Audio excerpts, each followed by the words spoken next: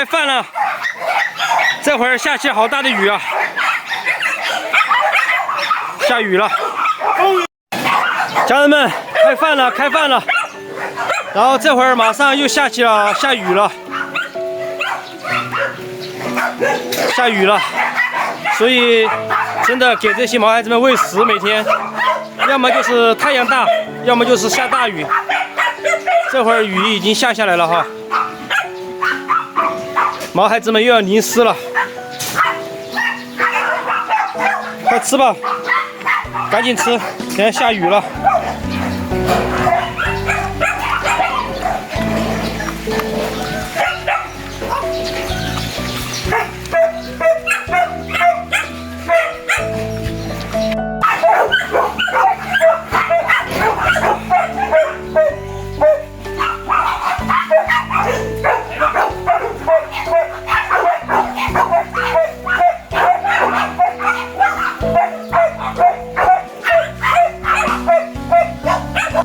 小牛辛苦了，大家可以看到下这么大的雨哈，这会儿也只有咱们这些纯爷们儿、纯男人才扛得住日晒风吹雨淋啊！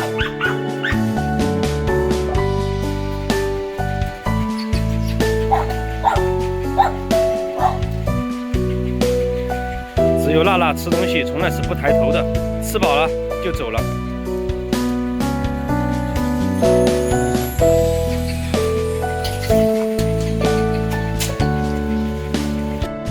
然后我父亲也来了，因为下雨了，赶紧把它喂完，喂完就好收工了，打扫一下卫生。这会儿的雨大家可以听到。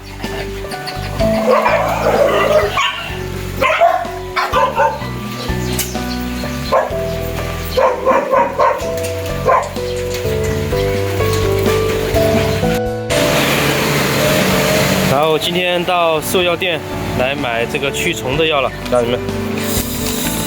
啊，这个是驱虫的内外驱哈，因为家里面的毛孩子要驱虫了，这个驱虫很重要的哈，毛孩子不驱虫的话，会影响他们的健康，然后光吃不长肉。好，多少钱啊？哎，多少钱？225。老板娘多少钱？225哈。